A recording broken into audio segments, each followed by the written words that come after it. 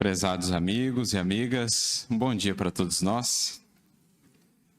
Que o Senhor nos abençoe em sua doce paz, que tenhamos todos uma manhã muito produtiva de reflexões, de inspirações, e que sintamos assim reesperançados, renovados em nossos anseios de melhoria e de crescimento com o Mestre.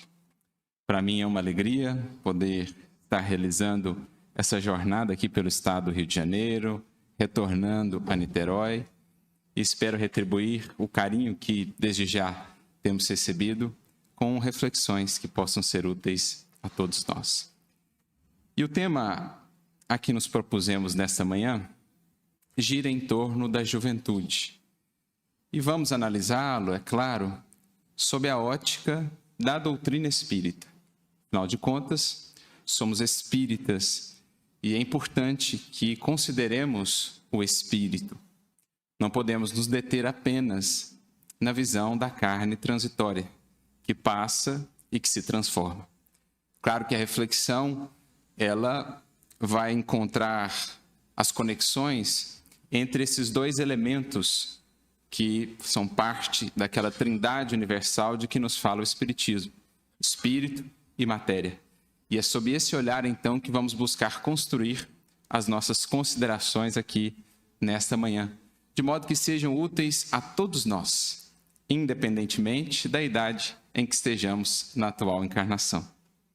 E, para tanto, vamos começar com uma história que nos é narrada pelo grande cronista do Espiritismo, pelo espírito Irmão X, Humberto de Campos, no seu livro Contos desta e doutra Vida.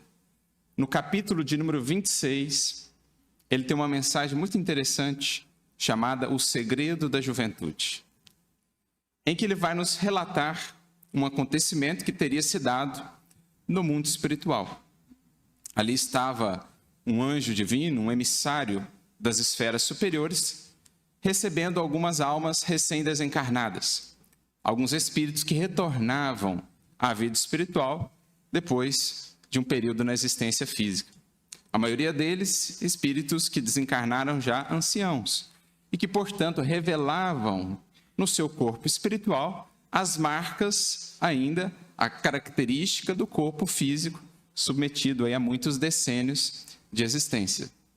E é interessante, então, que o ancião, ou melhor, o espírito que ali estava, vai conversando com cada um daqueles que retornavam ao lar na pátria celeste, indicando ou analisando juntamente com eles como havia sido o aproveitamento da encarnação, quais eram os novos planos agora que estavam nesta outra dimensão da vida, trazendo alguns preparativos iniciais para que pudessem se adaptar nessa nova vida, durante esse retorno.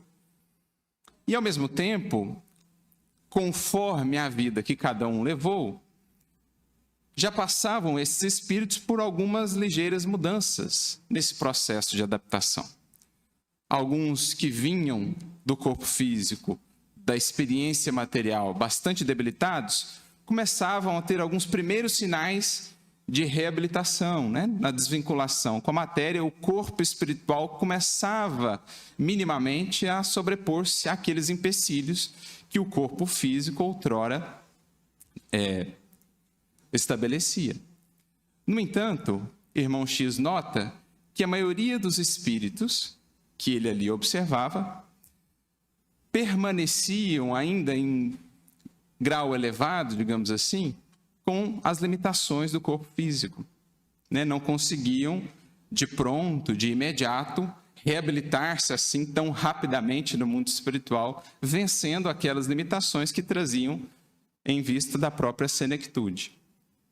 No entanto, em determinado momento, o benfeitor celeste se aproxima de uma senhora que, pelos cabelos encanecidos, pelas rugas na face, aparentava ter ali por volta dos seus 80 janeiros, quando desencarnou.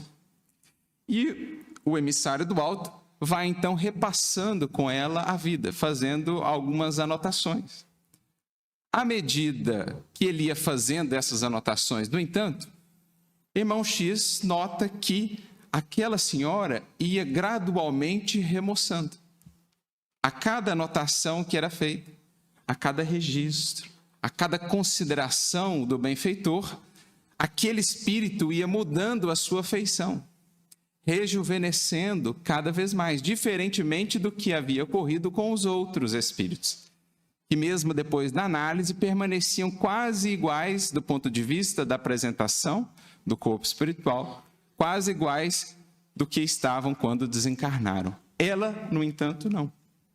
Aparentava-se cada vez mais jovem. De modo que quando encerram ali a análise da sua última existência, ela se apresentava bastante jovem, bela, por volta ali dos seus 20 anos, como se tivesse 20 anos de idade. E naturalmente que isso chama a atenção de irmão X. O porquê desse espírito em particular ter recobrado assim tão rapidamente, em retornando para o mundo espiritual, a sua juventude. Aquela aparência de juventude, aquele vigor na sua apresentação do veículo perispiritual. E é então que os orientadores que ali estavam vão esclarecê-lo do porquê dessa mudança singular. E, para tanto, eles resgatam a ficha espiritual daquele espírito. Uma análise meticulosa de como havia sido a aplicação do seu tempo durante a existência física. Como aquele espírito havia se servido do mais valioso patrimônio que nos é dado quando aqui encarnados, o patrimônio do tempo, ou o talento celeste, como nos diria Emmanuel, em uma mensagem em que fala a respeito do tempo. Aquele talento que nos é concedido pelo Senhor, como na parábola dos talentos, esperando que saibamos multiplicá-lo a serviço dos semelhantes. E então, eles começam a fazer a análise da ficha de aproveitamento do tempo dela. Muitas horas, claro, para as ocupações comezinhas da vida física, tantas horas de sono, tantas horas de alimentação, tantas horas de higiene, no acumulado de uma vida inteira, 80 anos de existência. Ela que havia sido, naquela encarnação, educadora. Então, tantas horas dedicadas ao magistério, ao ensino, à sua atividade profissional. Mas aí eles entram num campo ali mais específico, que era o que fazia toda a diferença naquele caso particular daquele espírito. Eles começam a analisar as milhares de horas empregadas por aquele espírito, por aquela senhora, no serviço aos semelhantes, em atividades diversas de caridade, de aconselhamento, de exercício da bondade. E ali começam a surgir as milhares de horas aplicadas a serviço do Senhor, a serviço da lei divina, fazendo-nos remontar à orientação paulina de muitos séculos atrás. Aquele que faz caso do dia, ou poderíamos dizer também, aquele que faz caso do tempo, para o Senhor o faz. A grandeza da reflexão de Paulo. Quem realmente entendeu o valor do tempo é aquele que entendeu que o tempo, a todo tempo, deve estar consagrado ao bem, à lei divina. Seja onde for, com quem for, como for, aquele que faz caso do tempo, aquele que sabe colher de fato as benesses do tempo, o faz tendo em vista a eternidade. Porque o que é o tempo, senão um grande campo, onde somos chamados a semear para a colheita na eternidade. É o que Paulo nos dizia. E é o que aquela senhora bem compreendeu. Então eles vão analisando e vendo aquele tanto de horas. E aí o Espírito então explica a irmão X e a todos nós. Quem usa o próprio tempo, quem se serve do próprio tempo, a benefício dos outros, não conta tempo na própria idade, no sentido de envelhecer. Os dias não lhe pesam sobre os ombros da alma. Olha que maravilha de reflexão. Quem faz o uso do tempo a benefício dos outros, do progresso comum, do serviço divino, na harmonia com a lei do Senhor, Esse alguém não conta tempo na propriedade, no sentido de envelhecer. O corpo físico, naturalmente, está sujeito ao domínio do tempo. É matéria. E a matéria é cativa do tempo. Dela ou dele não pode fugir. Agora, a questão mais central a todos nós que vemos a vida pela ótica do Espírito é: e o Espírito? Como ele lida com o tempo? Essa é a chave central. Talvez uma das mais importantes compreensões para a nossa vida. Porque, milenarmente, a nossa relação com o tempo tem sido conturbada, justamente por não entendermos a sua função. Temos tido uma relação com ele muitas vezes antagônica. Basta notarmos expressões como matar o tempo, ou expressões mitológicas que retratam o tempo como esse grande adversário nosso, como essa força a ser temida, que tudo consome, que tudo devora. O titã, na mitologia grega do tempo, Cronos, é representado na arte como sendo aquele que devora os próprios filhos. Pinturas fortes. O que é isso senão a visão da criatura humana acerca dessa força que parece assim tudo consumir e tudo devorar? Porque não entendemos que ele devora o que não é eterno, mas sem nós existir cada vez mais o que é eterno, o que o tempo poderá fazer? O que ele poderá de fato nos tomar? De real valor? Nada. Por isso, talvez o grande Guimarães Rosa, em carta certa feita a um amigo, nos tenha dito uma frase que eu acho magistral. Ele diz assim: em busca dessa nossa sabedoria de vida tão importante para a caminhada, ele diz: penso que chega um momento na vida da gente em que o nosso dever será lutar ferozmente por introduzir no tempo de cada dia o máximo de eternidade. Introduzir no tempo de cada dia o máximo de eternidade. E não é o que aquela senhora fez?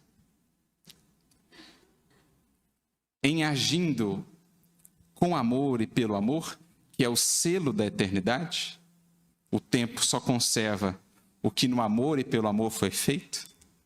O tempo respeita só os ditames do amor, tudo mais ele leva e transforma.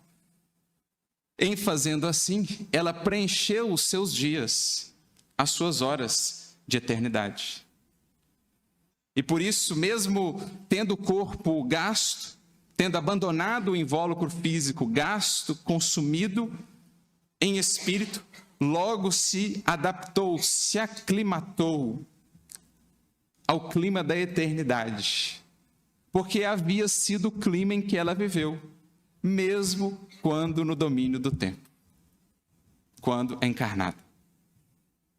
Porque a vida nesse mundo é esse constante balanço, essa interação entre os dois domínios, tempo e espírito, matéria e mundo espiritual. Matéria regida pelo domínio do tempo, espírito sob o clima da eternidade. Aprender a viver nesse mundo, portanto, é justamente saber construir uma ponte adequada, fecunda, aberta, para que a eternidade se manifeste no tempo. O espírito que isso consegue fazer, conserva em si a juventude essencial, a juventude espiritual. E por isso, em despojando-se do que a matéria consome, logo se manifesta nesse clima, nessa expressão de juventude. Então, olha que fantástica essa reflexão. O segredo da juventude: aqueles que consagram o seu tempo a benefício dos outros não contam tempo na própria idade, no sentido de envelhecer. Por quê? Descobriram esse segredo da juventude. E é assim que irmão X, Humberto Campos, encerra, então, a sua mensagem com essa constatação. Diz ele: por isso, então, é que compreendi que os anjos do amor divino revelam sempre em si mesmos a suprema beleza da eterna juventude. Os espíritos que operam já em estados de profunda comunhão com o amor divino, com as esferas sublimadas, revelam em si mesmos essa eterna juventude. E é esse conceito, portanto, de juventude que nós vamos trazer aqui para a nossa reflexão. Um conceito que nos é proporcionado justamente pela visão espírita, não nos detendo simplesmente naquilo que os nossos olhos podem ver, nas restrições que a matéria impõe. É meta para todo espírito encarnado, seja qual for a sua idade, buscar esse tipo de juventude, buscar conservá-la, passando pela matéria, para que, em retornando à vida espiritual, possa sentir-se já integrado a esse fluxo divino na eternidade. Isso nos remete a uma outra consideração, agora de Emmanuel, no livro Astronautas do Além, parceria entre o Chico e o Herculano Pires. No capítulo de número 26, o Emmanuel tem ali uma mensagem intitulada Idade, em que ele vai nos dizer, em palavras sintéticas, mas profundas, ele vai nos dizer o seguinte, que cada criatura é tão jovem quanto os ideais e esperanças que acalente, e tão gasta quanto o ceticismo e o desânimo a que se entregue. Olha a sublimidade dessa reflexão. Cada criatura, independentemente da sua condição nesta vida física, das feições exteriores em que se encontre, ela será tão jovem quanto os ideais e as esperanças que acalente no seu coração. E tão gasta, tão envelhecido, entre aspas, conforme o ceticismo e o desânimo a que se entregue perante a vida. Porque é o quadro fantástico que o Espiritismo nos proporciona acerca da vida, meus amigos. No universo sem fim, tudo é fluxo, tudo é renovação, matéria é impermanência, espírito é eternidade. É a vida eterna de que Jesus nos fala e que vai sendo construída portas adentro do espírito. Vida que vai abundando, que vai se expandindo e que passa a se sobrepor ao mundo. Tem muito a ver com o que Jesus disse aos discípulos na última ceia. Não se turbe o vosso coração, tem de bom ânimo. Eu venci o mundo. Poderemos pensar nas tentações do mundo? Sim. Poderemos pensar nos desafios do mundo? Também. Mas podemos pensar nessa impermanência do mundo. Quem ainda não respira sob os haustos da eternidade está sempre muito sujeito à efemeridade do mundo. Tudo em sua vida é muito fugaz. Sua felicidade, mais para uma euforia, é sempre muito fugaz. Os prazeres que ela busca ou almeja também sempre passageiros. Tudo está sempre escorrendo entre os seus dedos. Tudo está sempre escoando. Escapando de si mesmo. Esses são os espíritos sob o domínio do mundo. Mas o cristianismo não. A proposta do Cristo e do Espiritismo é vencer o mundo, mesmo estando nele. Estar no mundo, como diz também o mestre, sem ser dele. Eu me lembro de uma cena muito bela que está naquele último filme que foi lançado sobre o apóstolo Paulo. Paulo, apóstolo de Cristo, muito bom por sinal. Em que ele está conversando com um romano, um dos representantes ali do Império Romano. E em determinado momento ele pergunta assim para o indivíduo: você já velejou? Já. Você já levou a sua mão assim ao mar e pegou um punhado de água e tentou contê-lo na sua mão? Sim. mas a água vai escorrendo por entre os dedos, não é possível contê-la em nossa mão. Então Paulo diz: pois bem, a imensa maioria das criaturas do mundo sofre e se desespera por essa água que escorre por entre os dedos. Nós, os cristãos, buscamos em verdade a infinitude do oceano que está ali diante de nós. Essa é a diferença fundamental. Vencer o mundo com Cristo é se sobrepor a isso, para que a impermanência do mundo não tenha tanto poder sobre nós.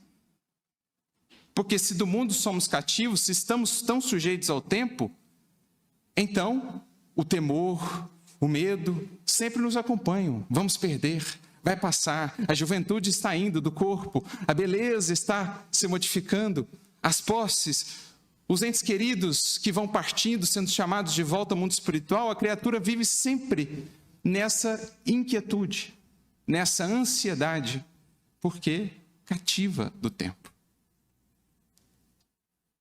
Agora, com o Evangelho, com Cristo, não. A vida em espírito, mesmo no mundo, é uma sobreposição a isso. E aí, olha que magnífico. De adversário, o tempo passa a ser um grande aliado.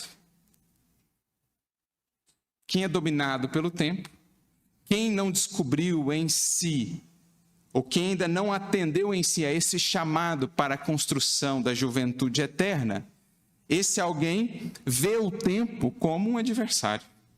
Poxa, ele está levando a minha juventude física. Poxa, ele está levando as coisas, ele está transformando tudo que eu prezava está desaparecendo, está sumindo diante dos meus olhos. Por isso que nós pintávamos o tempo Cronos lá como aquele gigante devorador de tudo que nos era caro. Agora, quem se sobrepôs a isso? Vivendo em espírito, no máximo, o que o tempo pode fazer? Levar aquilo que não é perene. Em outras palavras, ajudar-nos a ver o que realmente tem valor. O corpo vai se transformando? Vai. Mas o que mais vale no corpo? O uso que dele faz para construir no espírito. Isso o tempo nada pode fazer. Em relação a isso, o tempo nada pode fazer. Os entes queridos, chamados pela velhice, pela desencarnação, retornaram ao mundo espiritual. É o domínio do tempo. Mas e os laços estabelecidos entre nós e eles? Nisso, o tempo nada pode interferir. Não tem domínio nenhum sobre esses relacionamentos, sobre esses afetos. Não é da alçada do tempo. Porque Deus estabeleceu assim a lei divina. O tempo respeita, o tempo venera tudo aquilo que o amor construiu. Agora, tudo que não foi construído, tudo que não tem a marca do selo de eternidade que é o amor, o tempo diz: vem cá, vamos transformar, vamos refundir. Porque essa é a dinâmica da vida conforme estabelecida pela sabedoria divina. Deus, Espírito e matéria. Deus, eternidade e tempo. O que é a juventude, então, nessa definição espiritual? Justamente saber construir uma ponte sadia entre eternidade e tempo. Não viver só para a eternidade, desprezando as possibilidades do tempo. A encarnação, o corpo, as lutas que aqui nos são ofertadas, mas também não dar tudo ao tempo, não dar tudo àquilo que perece, aquilo que nos será tomado um dia. De quantas e quantas criaturas ainda hoje o tempo toma tudo. Mas nós estamos trabalhando, nós estamos aprendendo para chegar num tempo, na humanidade terrestre, em que o tempo não mais será adversário de ninguém, mas sim um grande aliado para a construção no clima da imortalidade. Voltando à definição de Emmanuel, cada alma, portanto, será tão jovem quanto as esperanças e os ideais que acalente. Daí a importância que os Espíritos nos trazem, que Allan Kardec tantas vezes vai destacar, de alargarmos os nossos horizontes mentais. Estudar, gente, sobre a vida futura, sobre os horizontes que nos esperam, não é mera curiosidade, é alimento para a alma. Se nós não nos alimentarmos, fisicamente o corpo perece. Falta-nos energia para fazer o básico. Agora, se nós não nos alimentarmos espiritualmente, falta-nos ânimo, falta-nos esperança, falta-nos estímulo para seguir. Por isso disse-nos o Mestre, nem só de pão viverá o homem, mas de toda palavra que sai da boca de Deus. O que Jesus quer nos dizer com isso? Tão importante quanto, ou até mais, para o espírito, é alimentar-se de luz. É alargar os seus horizontes de vida, de perspectiva. Porque os problemas do mundo serão tanto maiores, ou nos parecerão tão mais incontornáveis, quanto menos tivermos horizontes espirituais pela frente. Quem só vê o aqui e o agora, o problema material é quase insuportável. A grande prova apresenta-se quase incontornável. Mas quem vê a eternidade, a imortalidade, para este alguém, que são alguns dias, alguns anos que seja, de luta. Um relâmpago na eternidade, dizem-nos os Espíritos. 100 anos, um sopro ante a eternidade.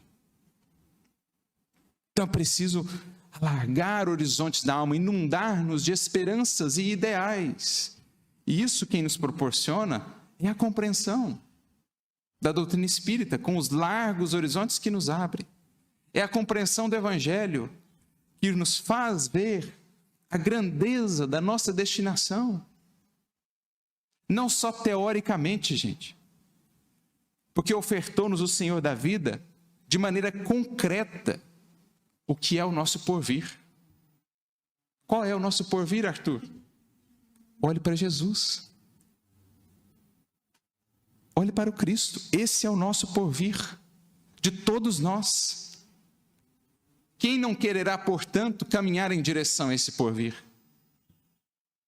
Quem não se sentirá, ao conhecer o Cristo, ao travar contato mais íntimo com Ele, imensamente estimulado a avançar, a seguir, para além de todas as transformações do tempo, para além da velhice do corpo, para além de tudo aquilo que o tempo nos tomar, o Cristo segue sendo o alvo, a meta do espírito em busca dessa eterna juventude, do dia perene, sem noite, aqueles para os quais os dias já não pesam mais sobre os ombros da alma, embora talvez o corpo se ressinta do que a matéria impõe.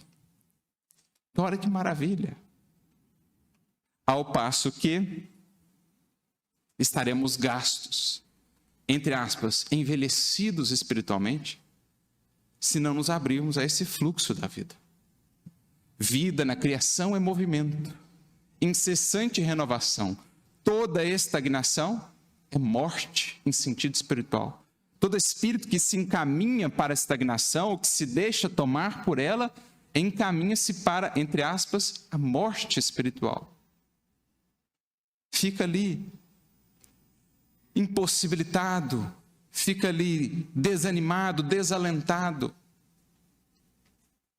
impedido de renovar-se para renovar, por conta de suas próprias escolhas.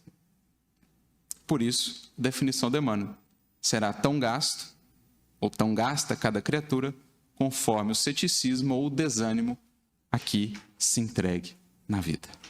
Portanto, em pensando a juventude do ponto de vista espiritual ou sob a ótica do espírito, é imprescindível saibamos considerar esse aspecto, porque aí a juventude alcança a todos nós, essa busca pela eterna juventude, a descoberta desse segredo da juventude no correto uso do tempo, numa relação mais harmoniosa com o tempo. Mas é claro, cabe-nos também refletir sobre a juventude do ponto de vista físico. E aqui nos recordamos do apóstolo Paulo, nas suas orientações a Timóteo, quando ele diz: ninguém despreze a tua mocidade. A fala de Paulo pode ser entendida em duas dimensões. Nessa primeira conceituação que nós trouxemos de juventude, ele fala a todos os espíritos encarnados, independentemente da sua idade. Não despreze a tua mocidade, ou seja, não te esqueças que a tua meta principal é apresentar ao mundo esse rejuvenescimento espiritual, essa juventude do espírito. O discípulo do Cristo deve ser conhecido por esse entusiasmo, por essa alegria, por esse anseio realizador, seja qual for a idade em que ele esteja. Vejamos, gente, nosso querido Divaldo, que partiu recentemente, mais de 90 anos, como ele ainda estava, espiritualmente falando, jovem, rejuvenescido, impressionante, o vigor espiritual de realização. De onde vem isso? Não despreze a tua mocidade. O corpo ao quebrado, já muitas lutas ali ao final. No entanto, aquele ânimo, aquele entusiasmo, o espírito rejuvenescido, porque soube aplicar as horas desses mais de 90 anos, 98 anos, soube aplicá-las nesse sentido, construindo essa juventude, apresentando esse espírito rejuvenescido para o mundo. Então essa é a orientação paulina. Mas também, aqui mais propriamente, aos jovens no corpo físico. Ninguém despreze a tua mocidade. No sentido de convidar o espírito, aqueles que já despertaram para uma visão um pouco mais madura da vida, um pouco mais lúcida, despertaram para o valor do tempo, mesmo já durante a juventude. Para que não seja ela simplesmente a carne que passa, os prazeres que passam, as alegrias, os sonhos, os ideais que não se concretizam em frutos efetivos do Espírito. Recordamos-nos do diálogo entre Jesus e Simão Zelote, no livro Boa Nova, capítulo de número 9, Velhos e Moços, quando Simão Zelote, que era entre os discípulos aquele mais velho do ponto de vista da idade física, ele se sentia um pouco ali desanimado, abatido pelo fato de não ter mais o vigor da juventude física, e via os outros discípulos, especialmente os mais jovens, João, Tiago, seu irmão, Tiago maior, todos animados ali, com aquele entusiasmo todo, e às vezes menosprezando um pouco Simão por conta das suas limitações físicas. E aí Jesus então vai conversando com ele, dizendo: olha, em verdade, Simão, o mais essencial não é a idade do corpo, não é se no corpo somos moços ou velhos, o mais essencial é sermos de Deus. É sermos de Deus, porque Deus é dos seres o mais antigo, se é que poderíamos conceber idade para Ele, mas ao mesmo tempo o mais novo, que está sempre criando e renovando-se. Então Deus concentra em si idade e juventude. É o mais antigo dos seres, antecedendo até o tempo, ele está fora do próprio tempo, mas ao mesmo tempo é sempre novo, é sempre novidade. Deus está sempre a criar, a fecundar a vida com novas criações. Então, também essa eterna juventude. O que mais nos importa, portanto, é ser de Deus. E aí Jesus diz: olha, a infância no mundo, Simão, é como a ramagem. A juventude, as flores. Mas se a flor não se converter no fruto, ela murcha, ela fenece. O espírito, portanto, que não há muito tempo que retornou para a vida material, que passa pela juventude, ele expressa, representa essa flor que vai desabrochando, que vai revelando gradualmente a sua natureza psíquica, o que fez de si até aqui, muitos ideais, muitos sonhos, muitas promessas, mas é preciso que a flor venha a produzir, a converter-se em frutos, para que não seja algo que simplesmente passe e feneça, deixando depois no espírito aquela sensação de amargura. O espírito que passa pela juventude física dentro do domínio apenas do tempo, sem buscar aliar a juventude física à juventude do espírito, acaba perdendo uma imensa oportunidade. Um período valioso, de muita energia, de muitas possibilidades de realização. Então, nesse sentido também, Paulo diz a Timóteo, aquele tempo bem jovem, ninguém despreze a mocidade, a tua mocidade, mas sê tu o exemplo dos fiéis.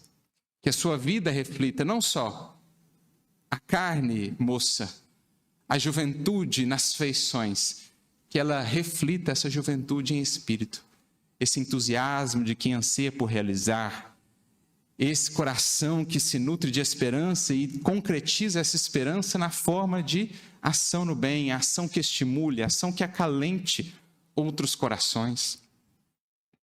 Porque aí sim estaremos entendendo o valor do tempo, mesmo enquanto na juventude do corpo.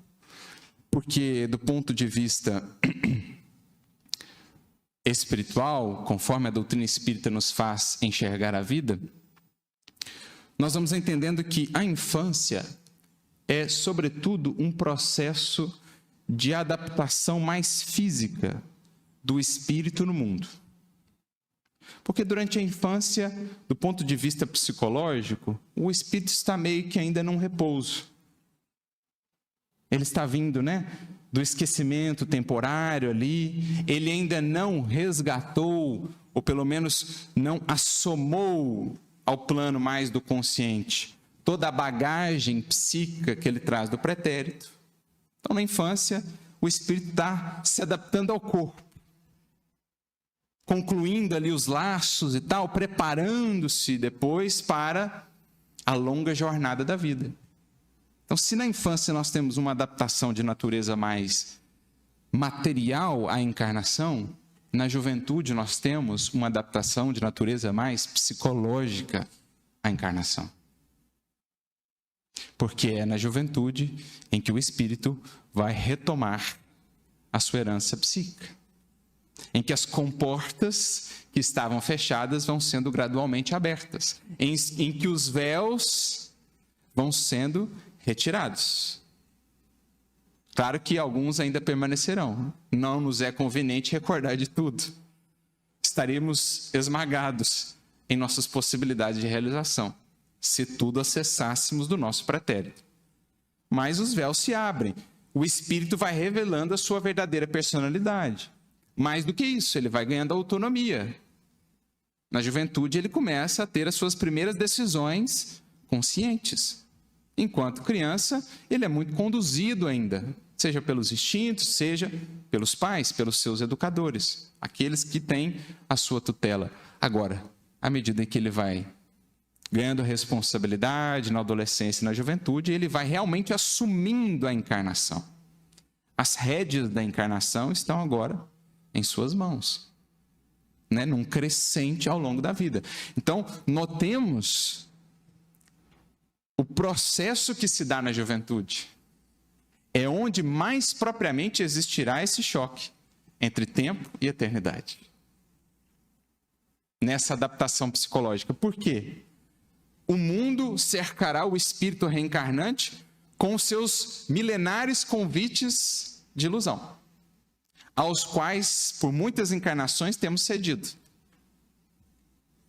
As tendências que ele traz do passado, especialmente os seus calcanhares de Aquiles, se mostrarão mais uma vez convidando a tudo dar ao tempo em detrimento da eternidade. És jovem, portanto, goze, viva. Não há nenhum problema em gozar a vida, em aproveitar o que a vida nos oferta de bom, até de prazeroso, desde que não nos apartemos da consciência, desde que não nos apartemos do compromisso com a imortalidade, com a eternidade, com o espírito que somos. Colocar a juventude física, a carne, os seus convites e arrastamentos acima da busca pela juventude espiritual, do espírito com consciência e com lucidez, é, mais uma vez, permitir que em nós o tempo predomine sobre a eternidade. E quem troca a eternidade pelo tempo, do tempo terá tudo tomado. Do tempo, sentir-se-á, digamos assim, ludibriado, pelo tempo sentir-se-á ludibriado. Então, é o que certa feita o Chico disse, né? Ele estava conversando com algumas pessoas conhecidas a respeito de algumas questões mais delicadas que envolviam relacionamento, sexualidade, por exemplo. E o Chico foi trazendo algumas reflexões suas a respeito da consciência com que nós temos que lidar, por exemplo, com os relacionamentos, com o sexo, a maturidade, o respeito pelo sentimento do outro, o equilíbrio e tal, e tal. E aí diz que algumas das pessoas que estavam ali, nossa, mas em que tempo que você vive? E aí o Chico falou, no tempo da consciência, meu filho. No tempo da consciência. Ou seja, na eternidade. Em busca de eternidade. Porque trocar a eternidade pelo tempo passageiro do mundo é ver os castelos de areia ruindo século após século. Então, de novo, né, é essa ideia fundamental. Trazer para o espírito nessa fase de ajustes, digamos assim, entre tempo e eternidade, trazer essa lucidez. Daí a importância da evangelização. Sobretudo no lar, também na casa espírita, porque eu vou ofertar a esse espírito, como dizem os benfeitores, muito maleável durante a infância, eu vou ofertar a ele todo um conteúdo de eternidade. Falar com o espírito desde jovem, desde muito cedo, fase infantil, falar com ele sobre amor, perdão, humildade, renúncia, tudo aquilo que o Evangelho representa, falar com esse Espírito do Cristo, é dar a ele todo um cabedal de eternidade. Para que quando ele chegue ao momento de lidar com os convites do tempo, na juventude, ele saiba ponderar. E viver, sim, as alegrias, até os gozos, que esse período proporciona a uma encarnada, mas sem abrir mão do seu compromisso com a eternidade. Com a juventude de fato do Espírito. Então, isso é o que está expresso na orientação paulina ao seu jovem pupilo Timóteo. Ninguém despreze a tua mocidade. Se você já tem o mínimo de reflexão sobre isso, aproveita esse tempo também. Aproveita esse tempo de sonhos, de alegria, de euforia, de entusiasmo, mas não se aparte da tua consciência. Preenche esse tempo da tua juventude física de eternidade e terás a juventude do Espírito. Então, mesmo que o corpo se transforme, você não perderá esse entusiasmo, essa alegria, essa disposição. Por isso, Emmanuel, numa mensagem muito interessante, que foi publicada na revista Reformador, de novembro de 1976, numa carta a um jovem, ele nos traz reflexões nesse sentido. Aliás, é uma carta de Emmanuel a um jovem aqui do estado do Rio de Janeiro, Dr. Américo Luz, teria sido juiz federal aqui no estado do Rio de Janeiro. Ele foi procurar uma orientação com o Emmanuel, né, via Chico, e o Emmanuel, então, escreve esse texto chamado Carta a um Jovem, que foi inserido na revista Reformador. E em determinado momento, de maneira muito similar aos conceitos que aqui nós já trabalhamos, ele vai dizer assim para esse indivíduo: há moços que se revelam em plena senectude. Então, há moços, jovens do ponto de vista físico, que se revelam, que se mostram em plena senectude, pelo abatimento espiritual e pela ansiedade inoperante com que comparecem diante do altar da vida. Então, há muitos jovens no mundo que se mostram espiritualmente envelhecidos, porque, não entendendo essa dinâmica da vida, comparecem diante do altar da existência, que deveria ser consagrado a essas construções de natureza mais perene, comparecem ali com abatimento espiritual, porque talvez não cultivem esse aspecto do ser, muito voltados para o elemento material, ou pela ansiedade inoperante. Então é aquele espírito que olha para o porvir assim, para o horizonte, ele vê tanta coisa para fazer, muito sonho, muito projeto, muito ideal, mas inoperante.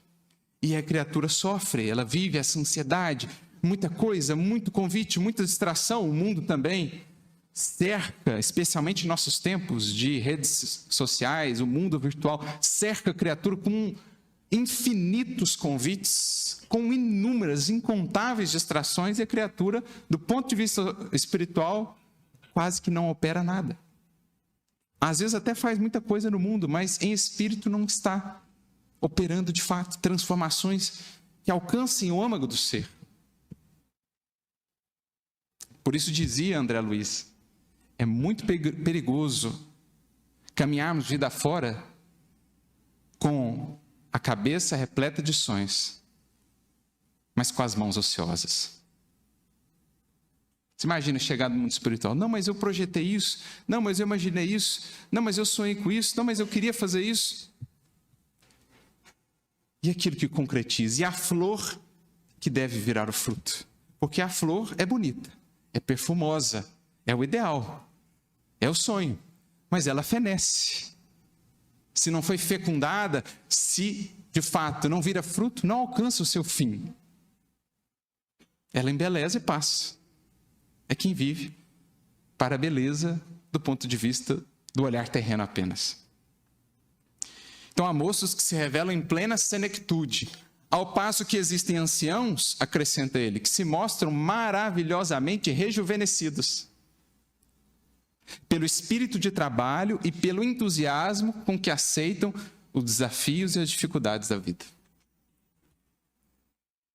Então você olha assim para um Chico Xavier, o próprio Divaldo já mencionado, para outros nomes tantos que poderíamos elencar, você via ali já a debilidade física, mas da face, do olhar, transparecia sempre aquele ar de juventude, o vigor, aquele estímulo.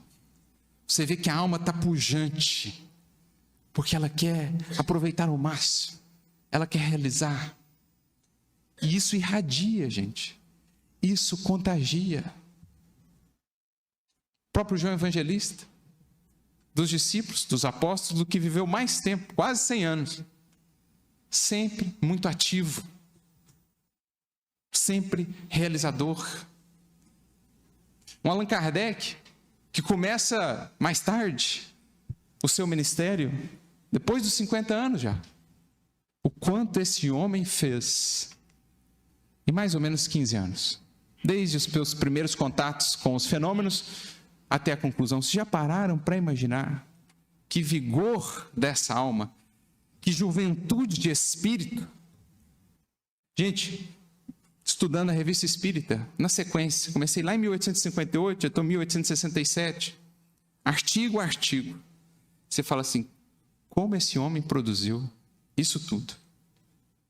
Fazendo as viagens que ele fazia, recebendo tanta gente que ele recebia, escrevendo as outras obras, as obras básicas, respondendo tanto de cartas que ele respondia, contando, é claro, com o imenso auxílio de sua esposa, de sua companheira, que foi imensamente importante. Mas quando você vai pôr no papel o tanto de página que foi escrito, não tinha teclado, nem máquina de escrever, era à mão. Não tinha iluminação direita à noite. Por isso que uma hora os espíritos tiveram falar, olha, se você não controlar um pouquinho, você vai desencarnar antes da hora, cara.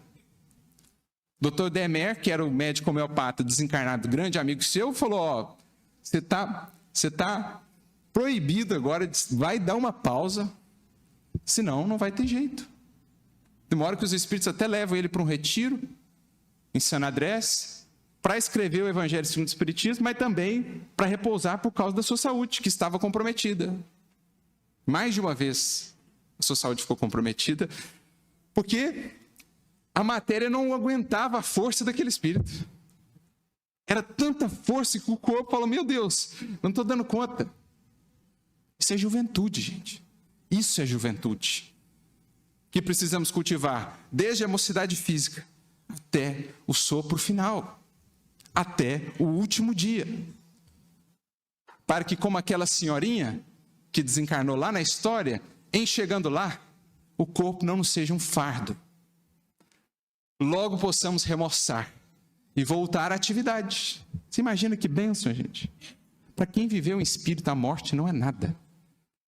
Aliás, é uma coisa, libertação. Caibar Schutel desencarnou, seu corpo estava sendo velado, ele já estava dando mensagem psicográfica. Escrevam na minha lápide: vivi, vivo e viverei, porque sou imortal. Você imagina o espírito? Se libertou do corpo, aquilo não o prende, aquilo não limita mais no mundo espiritual, ao passo que muitos outros terão um longo tempo de readaptação. Por quê? Não entenderam o espírito da juventude. De modo que, para nossa compreensão, juventude mesmo, portanto, será essa compreensão de que precisamos, de que é necessário, saibamos fazer uma ponte lúcida entre o tempo, domínio no qual nos encontramos, e a eternidade, domínio a que aspiramos. Ser jovem em todo o tempo é saber trazer a eternidade para o tempo, não desprezando o tempo, mas principalmente não esquecendo da eternidade, que é a nossa destinação. Isso é a alma da vida abundante de que o Senhor nos fala no Evangelho. Isso é enxergar a vida como espíritas, mais do que isso, como espíritos que de fato somos. E aí, seja na mocidade física, seja além dela, estaremos sempre jovens, participando por antecipação desse dia perene, desse dia sem noite, em que não há envelhecimento, em que nada se consome ou se perde, o dia da eternidade. Isso é uma compreensão a todos nós essencial. Recordando mais uma vez a frase do nosso querido, grandioso Guimarães Rosa, que sintetiza muito bem o que com Jesus e com o Espiritismo aprendemos. Penso que chega um momento na vida da gente em que o nosso dever será lutar ferozmente por introduzir no tempo de cada dia o máximo de eternidade. Que Jesus a todos nos abençoe, muita luz e muita paz.